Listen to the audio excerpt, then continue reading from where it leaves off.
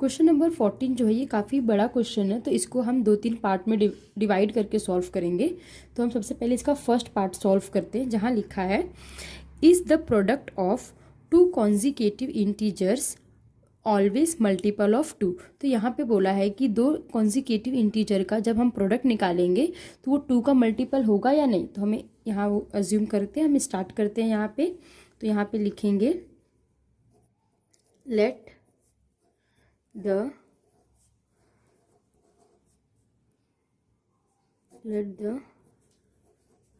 To consecutive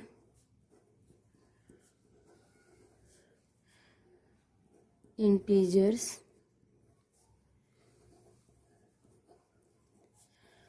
are as follow।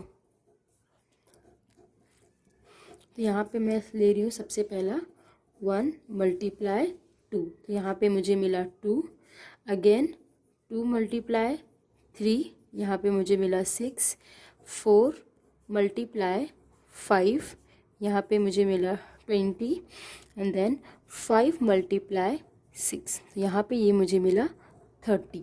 तो यहाँ से हमें ये पता चलता है कि अगर हम दो कॉन्सिक्यूटिव नंबर्स को मल्टीप्लाई करते हैं, उनका प्रोडक्ट हमेशा 2 का मल्टीपल आएगा। तो यहाँ पे लिखा है ना is always a multiple of 2। तो हम यहाँ पे लिखेंगे यस, यहाँ पे हम लिखेंगे yes the product of 2 consecutive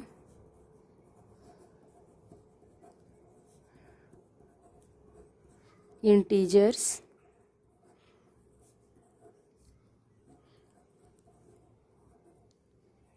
always multiple of 2, always multiple of 2। अब आगे क्वेश्चन में लिखा है why what about the product of this consecutive integer. तो अगर ये 2 का मल्टीपल है तो ये क्यों 2 का मल्टीपल है ये हमें बताना है। तो अब यहाँ पे हम लिखेंगे because the product of 2 an odd integer and a even integer is always even। तो यहाँ पे हमने बताया कि अगर हम कभी भी एक ऑड नंबर और एक इवन नंबर का, या यूँ कहें एक ऑड नंबर और एक इवन इंटीजर का हम मल्टीप्लाई करते हैं तो उसका प्रोडक्ट हमें हमेशा इवन मिलता है। तो अगर वो इवन है तो वो 2 से मल्टीपल होगा। तो इस तरीके से हमने इसका आंसर लिख दिया। आगे क्या लिखा है is it always a multiple of 6। तो हमें पूछा है कि ये जो नंबर्स हैं क्या ये हमेशा 6 के मल्टीपल्स होते हैं। तो इसका भी हम आंसर लिखते हैं। यहाँ पे हम लिखेंगे no it is not always, it is not always a multiple of 6। और यहाँ पे हम उसके कुछ एग्जाम्पल्स लिख देंगे, जैसे कि यहाँ पे हमने लिख दिया 2 मल्टीप्लाई बाय 3 जो कि है 6। तो हम यहाँ पे लिखेंगे it is a multiple of, it is a multiple of 6। ये 6 का मल्टीपल है, बट अगर हम इसी की जगह पे 4 मल्टीप्लाई बाय 5 लेंगे जो कि आएगा 20, तो ये 6 का मल्टीपल नहीं है। तो हम लोग लिखेंगे it is not a multiple of 6। तो इस तरीके से हमने यहाँ पे लिख दिया कि ये 6 का मल्टीपल नहीं है। आगे क्वेश्चन में क्या लिखा है कि y और y नॉट। तो ये जो क्वेश्चन में हमने लिखा ना कि ये जो 6 का मल्टीपल नहीं है, तो हमें इसका रीज़न भी लिखना है। तो इसका हम रीज़न भी लिखते हैं। इसका जो रीज़न लिखा है तो रीज़न में भी हमने यहाँ पे दिखा दिया है कि ये मल्टीपल ऑफ 6 क्यों है और क्यों मल्टीपल ऑफ 6 नहीं है, क्योंकि क्वेश्चन में लिखा है ना यहाँ पे y और y नॉट, तो इसका आंसर हमने यहाँ पे लिख दिया है। आगे हम यहाँ पे सॉल्व करेंगे।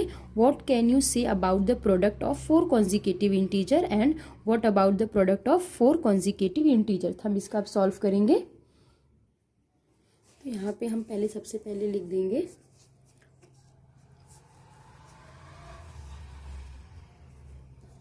4 consecutive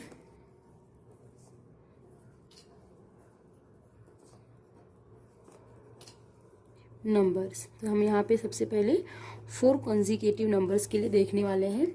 तो यहाँ पे सबसे पहले मैं ले रही हूँ 1 × 2 × 3 × 4। तो यहाँ पे हमने 4 कॉन्जिक्यूटिव नंबर को मल्टीप्लाई किया तो हमें यहाँ पे मिलता है 24। अगेन एक दूसरा हम लेंगे, जैसे कि 5 × 6 × 7 × 8। तो यहाँ से हमें मिलेगा ये 1680। अगेन एक और हम लेते हैं, जैसे कि 4 × 5 × 6 × 7। तो इसका आंसर हमें मिलेगा 4840। तो अगर हम इन तीनों नंबर को ऑब्जर्व करें तो ये तीनों नंबर जो हैं ये 12 के मल्टीपल्स हैं। तो हम लोग यहाँ पे लिखेंगे these all are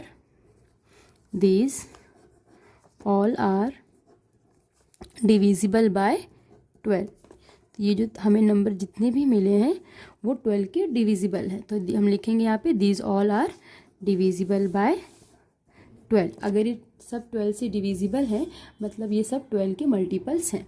अब यहाँ पे हम लिखेंगे for 5 consecutive नंबर। हमें 5 consecutive नंबर्स के लिए लिखना है।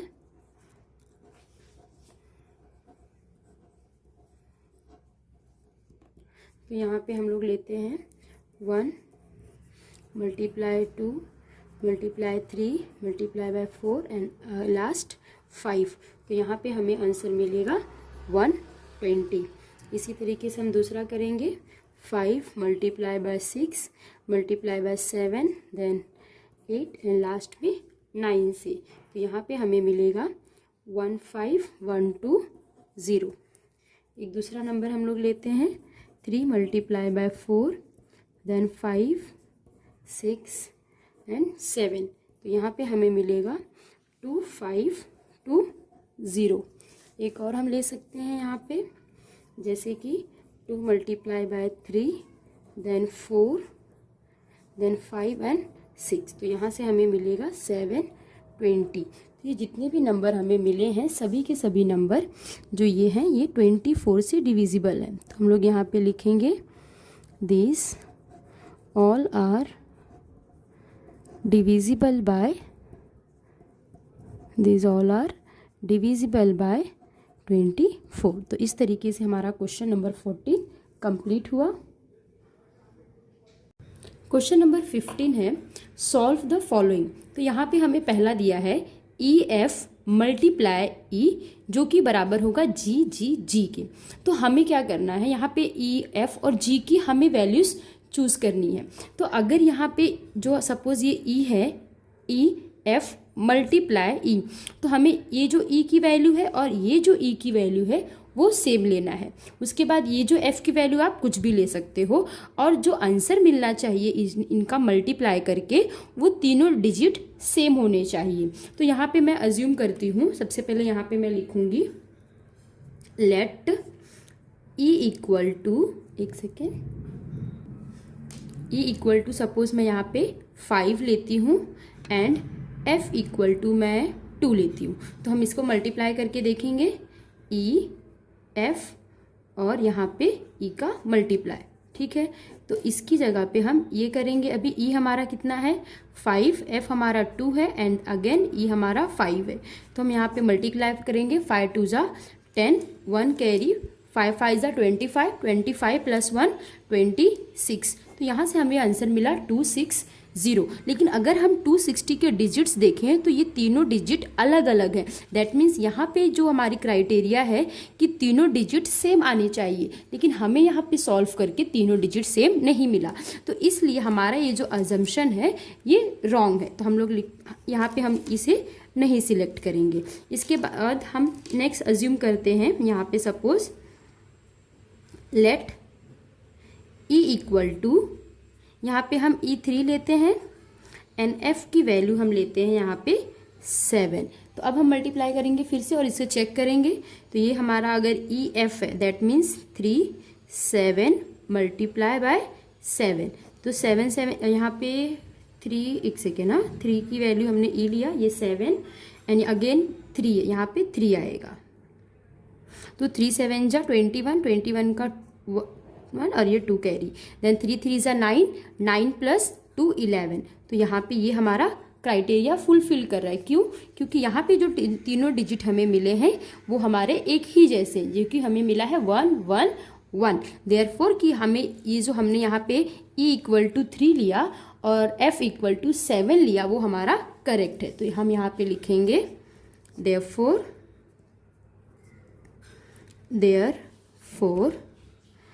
E equal to 3 and F equal to 7 यहाँ पे is a right answer.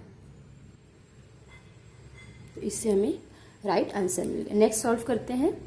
Next है WOW multiply 5 give rise to MEOW। तो यहाँ भी जैसे हमने प्रीवियस वन किया उसी के तरीके से करना है। यहाँ पे हमें W और O की वैल्यूज़ को अज्यूम करना है और वो हमें जो आंसर मिलेगा 5 से मल्टीप्लाई करके वो कुछ इस पैटर्न में मिलना चाहिए। तो हम यहाँ पे लिखते हैं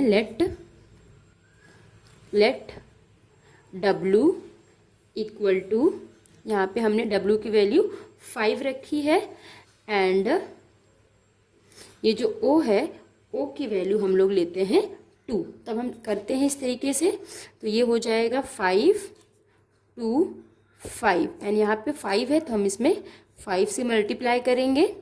सो 5 5 ज़ा 25 का 5, 2 कैरी, 5 2 ज़ा 10, 10 प्लस 2 12, अगेन 1 कैरी, 5 5 ज़ा 25, 25 प्लस 1 26। तो अब हम चेक करेंगे कि ये जो हमें आंसर मिला है वो इस फॉर्मेट में मिला है कि नहीं। सो ये जो M है, M यहाँ पे मिला है 2, तो यहाँ से M की वैल्यू मिल गई 2।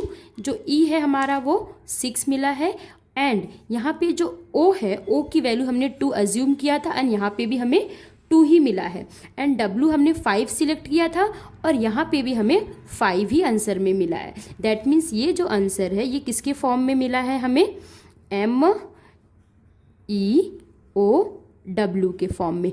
इसका मतलब है कि ये जो हमारा अजम्पशन है ये सही है। तो इस तरीके से हमारा क्वेश्चन नंबर 15 कंप्लीट हुआ। क्वेश्चन नंबर 16 है which of the following Venn diagram captures the relationship between the multiples of 4 8 and 32। तो इस क्वेश्चन में हमें पता करना है कि इन 4 वेन डायग्राम में से कौन सा वेन डायग्राम सही है हमें रिप्रेजेंट करने के लिए 4 8 एंड 32 के मल्टीपल्स के लिए। तो इसे हम सॉल्व करते हैं। सो इसके लिए हम क्या करेंगे, सबसे पहले हम यहाँ पे मल्टीपल्स ऑफ 32 8 एंड 4 के मल्टीपल्स लिखते हैं। तो यहाँ पे मैंने लिखा है सबसे पहले मल्टीपल्स ऑफ 32। तो 32 के मल्टीपल्स क्या है, 32 64 96 128 160 एंड सो ऑन। उसी तरीके से 8 के मल्टीपल्स हैं 8 16 24 32 एंड सो ऑन। एंड 4 की भी मल्टीपल्स यहाँ पे हमने लिख लिया है 4 8 12 16 20 एंड सो ऑन। तो अब हम क्या करेंगे, अगर हम इसमें से एक ऑब्जर्व करते हैं, सो अगर हम यहाँ पे अब ऑब्जर्व करें कि जो 32 के मल्टीपल्स हैं वो 8 की भी मल्टीपल्स होते हैं और 4 के भी मल्टीपल्स होते हैं। देखते हैं किस, जैसे कि मैं यहाँ पे लेती हूँ 32, तो मैं 32 को 4 के मल्टीपल्स में भी लिख सकती हूँ और 8 के भी मल्टीपल्स में लिख सकती हूँ। जैसे कि 8 4 जा 32, तो ये जो 32 है ये 8 का मल्टीपल्स बन गया। उसी तरीके से अगर मैं इसे 4 8 जा लिखती हूँ तो ये 4 का भी मल्टीपल्स बन गया। एक और एग्जाम्पल लेते हैं, जैसे कि 64। अगर मुझे 64 को 8 के मल्टीपल में लिखना है और 4 के मल्टीपल में लिखना है। तो सो ये हो जाएगा 8 8 जा 64। तो ये हो गया 8 के मल्टीपल्स में। अब हम इसे लिखते हैं 4 के मल्टीपल्स में। सो यहाँ पे हम लिखेंगे 4 16 जा। तो ये जो 64 नंबर है ये 32 का भी मल्टीपल है ना, 32 2 जा। सो ये 32 का भी मल्टीपल है, 8 का भी मल्टीपल है और 4 का भी मल्टीपल है। तो इस तरीके से हमें ये पता चला कि जितने भी 32 के मल्टीपल्स हैं वो 8 के भी मल्टीपल्स होते हैं और 4 के भी मल्टीपल्स होते हैं। उसी तरीके से जो 8 के मल्टीपल्स होते हैं वो 4 के भी मल्टीपल्स होते हैं। इसे भी चेक करते हैं। जैसे कि हम लोग 8 लेते हैं तो जो 8 है वो 8 का तो मल्टीपल है ही ना, 8 1 जा 8। 4 का मल्टीपल कैसे है, वो 4 2 जा 8। दैट मीन्स जितने भी 8 के मल्टीपल्स हैं वो 4 के भी मल्टीपल्स है, मतलब ये 4 के भी टेबल में आते हैं। जैसे कि एक दूसरा हम लोग ले लेते हैं 40। तो 40 को हम इस तरीके से लिखेंगे 8 के मल्टीपल में, 8 5 जा 40 और यहाँ पे 4 10 जा 40। तो यहाँ पे आप देख सकते हो कि 40 को भी हम 8 के मल्टीपल्स में और 4 के मल्टीपल्स में दोनों में लिख सकते हैं। इसका मतलब ये है कि जितने भी नंबर 8 के मल्टीपल्स होते हैं वो 4 का भी मल्टीपल होता है। अब हम 4 का देखते हैं। जैसे कि ये 4 है तो 4 को हम सिर्फ 4 1 जा 4 ही लिख सकते हैं। क्या हम इसे 8 के फॉर्म में लिख सकते हैं, 8 के मल्टीपल्स में? नहीं लिख सकते हैं। ना ही हम इसे 32 के फॉर्म में लिख सकते हैं। इसका मतलब इसका वेन डायग्राम हम इस तरीके से समझते हैं। सपोज ये एक मैंने यहाँ पे ये है हमारा सबसे बाहर वाला, तो इसमें अगर ये कुछ मैंने पहले सबसे पहले 4 के मल्टीपल्स लिख रही हूँ। जैसे कि ये हो गया 4, यहाँ पे 8 12 देन 16, उसके बाद आप 32 20 28 एंड 36। तो ये जितने भी नंबर्स मैंने लिखे हैं ये सभी के सभी 4 के मल्टीपल्स हैं। तो मैं इस तरीके से लिख सकती हूँ कि ये सब किसके मल्टीपल्स हैं, 4 के मल्टीपल्स। यहाँ पे मैंने लिख दिया मल्टीपल्स ऑफ 4, इसे काट देते हैं। तो ये मल्टीपल्स ऑफ 4 मैंने लिख दिया। अब अगर हम ये 4 के मल्टीपल्स को देखें तो इसमें से कुछ ऐसे नंबर्स हैं जो कि 8 के भी मल्टीपल हैं, जैसे कि 8 32 और ये 16। तो अगर मैं इसे इस तरीके से करती हूँ कि ये जो हो गया मेरा, ये जो अंदर वाला एक बॉक्स है ये सारे मल्टीपल्स ऑफ 8 हैं। तो यहाँ पे मैं लिख दूंगी इसे मल्टीपल्स ऑफ 8। अब इसका मतलब है कि ये जो बाहर वाले हैं ये सारे 4 के मल्टीपल्स हैं। 4 के मल्टीपल्स के कुछ नंबर ऐसे भी होते हैं जो 8 के मल्टीपल्स होते हैं। उसी तरीके से अगर मैं इस 8 के मल्टीपल्स को बढ़ाती जाऊं, जैसे कि अभी यहाँ पे मैंने ले लिया 64, तो अगर हम देखें कि ये जो 64 एंड ये जो 32 है ये 32 के मल्टीपल्स हैं, तो हम इसे ऐसे लिख सकते हैं कि मल्टीपल्स ऑफ 32। तो इसका मतलब है कि जितने भी 4 के मल्टीपल्स होते हैं, तो हम इसे इस तरीके से समझते हैं लास्ट टाइम कि 32 और जो 64 है ये सिर्फ और सिर्फ 32 के मल्टीपल्स हैं। और ये जो नंबर है 8 16 24 और ये जो अंदर के नंबर ये पूरा जो है ये 8 के मल्टीपल्स हैं। एंड ये जो दोनों हैं ये 4 के मल्टीपल्स हैं। एंड ये जो बाहर वाले नंबर हैं ये सिर्फ 4 के मल्टीपल्स हैं। तो इस तरीके से है। तो इसके हिसाब से जो हमारा ऑप्शन लास्ट वाला ऑप्शन है वो हमारा सही होगा। उसे भी देखते हैं। तो इस हिसाब से जो हमारा ऑप्शन नंबर 4 है ये यहाँ पे सही है। तो इस तरीके से हमारा ये चैप्टर कंप्लीट हुआ। होप सो आप सभी को समझा होगा।